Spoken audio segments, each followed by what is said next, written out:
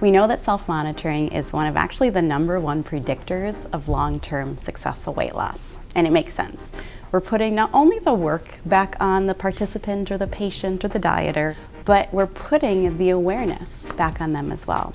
Self-monitoring is keeping track of anything. It's keeping track of your weight, your body measurements, your water intake, your sleep. And what we're talking about a lot is self-monitoring your food intake.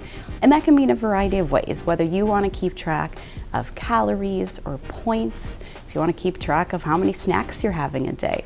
Anything that you have to write down in some way, shape, or form brings more awareness into your habits.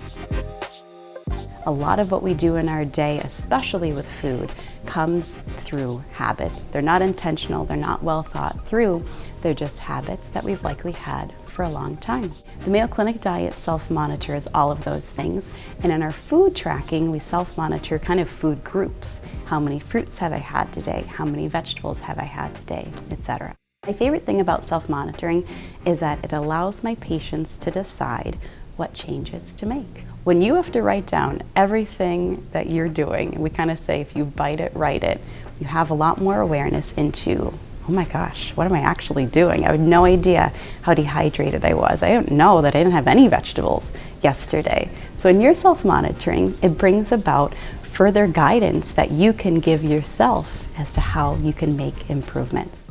Your mode of self-monitoring is absolutely not important to me. If you want to use an app that's $100 or an app that's free, if you want to use Post-it notes or 3x5 note cards, a paper journal or a website, whatever works best for you is what I care most about.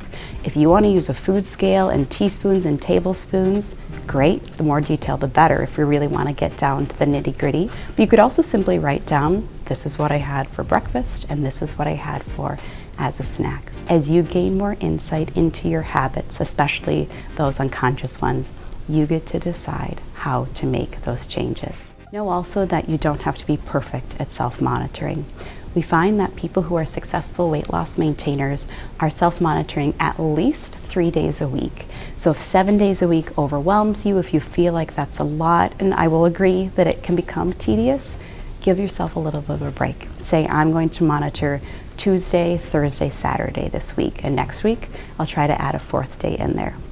Self-monitoring is one of the key habits that we ask of our patients who adhere to the Mayo Clinic Diet, but we also know that outside of our diet program, it's one of the key tools to successful weight loss maintenance.